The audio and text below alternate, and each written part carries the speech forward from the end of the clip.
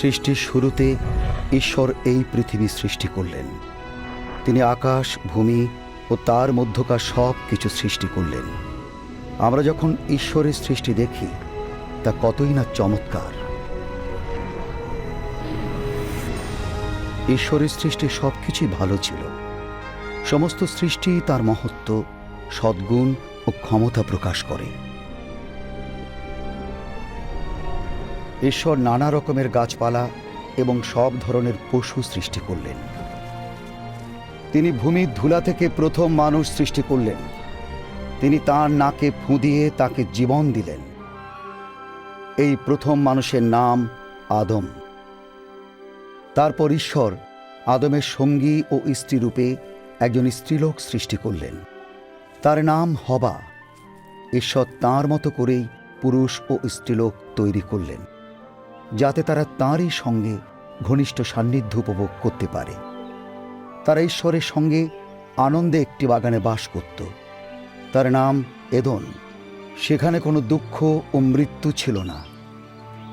ঈশ্বর আদমকে বললেন, এখন তুমি একটি গাছের ফল ছাড়া অন্য সব গাছের ফল খেতে পারবে। যদি তুমি ওই গাছের ফল খাও তবে তুমি মরবে। কিন্তু একদিন শয়তান, সমস্ত মন্দের রাজা, হবাকে ভুলিয়ে ফেলল। হবা কিছু ফল খেল এবং তার স্বামীকেও খাওয়ালো। সেই মুহূর্ত থেকেই ঈশ্বরের সঙ্গে তাদের সম্পর্ক নষ্ট হল। ঈশ্বর পবিত্র, আর পাপীরা তাঁর সামনে আসতে পারে না।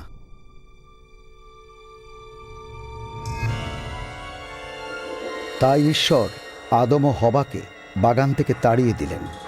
তাদের এই শাস্তি দিলেন কারণ তারা ঈশ্বরের অবাধ্য হয়েছিল। এর ফলেই আদম, হবা ও তাদের বংশধরেরা এই কষ্ট এবং মৃত্যু ভোগ করে। কিন্তু তবু ঈশ্বর মানবজাতিকে ভালোবাসতেন। তিনি তাঁর কাছে ফিরে আসবার জন্য এবং তাঁর সঙ্গে থাকবার জন্য আগেই একটি পথ ঠিক করেছিলেন। পবিত্র শাস্ত্রে ঈশ্বর মানুষকে তাদের প্রাপ্য শাস্তি থেকে রক্ষা করার পরিকল্পনা প্রকাশ করেছেন, যেন তারা চিরকাল ঈশ্বরের সাথে থাকতে পারে।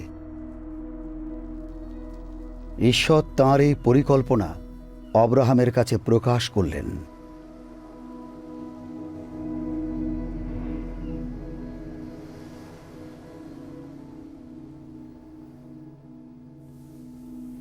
অব্রাহাম ঈশ্বরকে বিশ্বাস করতেন এবং সম্মান করতেন। ঈশ্বর তাঁকে ও তাঁর মাধ্যমে সমস্ত জাতিকে আশীর্বাদ করার প্রতিজ্ঞা করলেন। ঈশ্বর প্রতিজ্ঞা করলেন যে তাঁর বংশধরেরা সমুদ্রের বালুকণার মতো ও আকাশের তারার মতো অসংখ্য হবে। অব্রাহাম ঈশ্বরে বিশ্বাস করতেন। তাঁর বিশ্বাসের জন্য ঈশ্বর তাঁকে ধার্মিক বলে ঘোষণা করলেন, আর লোকে তাঁকে ঈশ্বরের বন্ধু বলে ডাকত।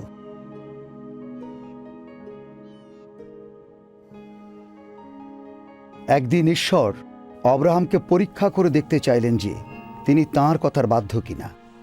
তিনি অব্রাহামকে বললেন যেন তাঁর ছেলেকে উৎসর্গ করে।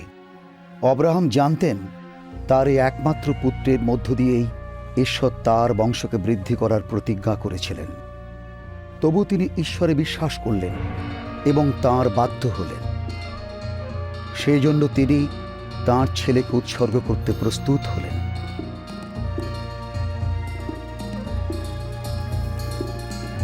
অব্রাহাম তার ছোরা তুললেন, কিন্তু ঈশ্বর বললেন, অব্রাহাম, ছেলেটির ক্ষতি করো না। আমি জানি তুমি আমাকে ভয় করো ও আমার বাধ্য।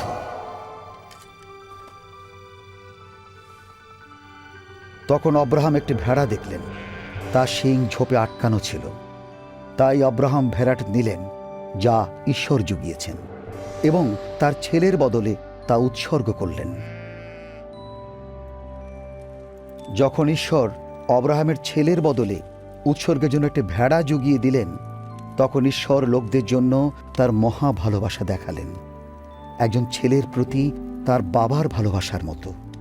তিনি আরও প্রকাশ করলেন যে তিনি একজন চূড়ান্ত উৎসর্গ দেবেন, যিনি মানুষের বদলে মারা যাবেন। অনেক দিন আগে ঈশ্বর নবীদের কাছে প্রকাশ করেছিলেন যে তিনি একজন নিষ্পাপ ব্যক্তিকে উৎসর্গরূপে পাঠাবেন, যিনি আদমের বংশের পাপের বদলে মারা যাবেন। তার এই উৎসর্গের মধ্য দিয়ে লোকেরা সারা জীবনের জন্য ঈশ্বরের সান্নিধ্য লাভ করবে, যারা তাকে বিশ্বাস ও গ্রহণ করে। নবীরা এই ব্যক্তিকে মশীহ নাম দিলেন। তারা বলেছেন, ঈশ্বর মানুষকে উদ্ধার ও তাদের সারা জীবনে রাজা হবার জন্য এই মশীহকে পাঠিয়ে দেবেন। তিনি আসার শত শত বছর আগে নবীরা ভবিষ্যৎবাণী করেছিলেন এই মশীহ যা করবেন এবং তাঁর জীবনে যা ঘটবে। নবী দাউদ বলেছিলেন, ঈশ্বর এই মশীহকে আমার পুত্র বলে সম্বোধন করবেন। নবীরা জাগতিক অর্থে নয়, বরং আধ্যাত্মিক অর্থে তা বলেছেন। ঈশ্বরের পুত্র বলতে ঈশ্বরের সঙ্গে মশীহর ঘনিষ্ঠতা ও ত্রাণকর্তারূপে তাঁর রাজত্বের কথা প্রকাশ করে। নবী যিশাইও বলেছেন, এক কুমারী গর্ভবতী হয়ে একটি ছেলের জন্ম দেবে।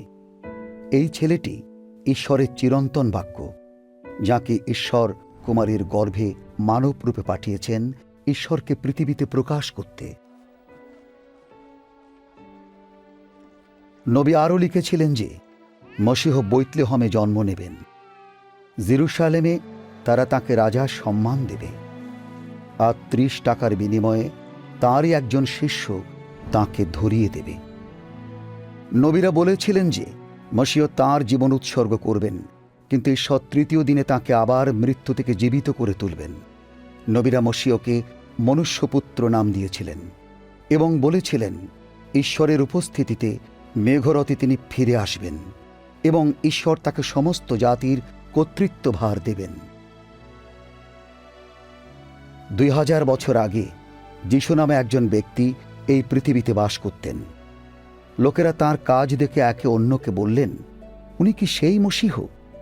যিশু জীবনকে মশীহ সম্বন্ধে নবীদের ভাববাণী পূর্ণ করে। এই ছবিতে দেখানো হয়েছে যিশু কে এবং তিনি যা বলেছেন ও করেছেন, ঠিক যেভাবে বাইবেলে লেখা আছে। এই ছবিতে যিশুর ভূমিকায় একজন অভিনয় করেছেন। যদিও কেউ এর যোগ্য নন, তবু এটা করা হয়েছে যেন লোকেরা যিশুর জীবনই জানতে পারে ও ঈশ্বরের প্রতিজ্ঞাত আশীর্বাদ লাভ করতে পারে।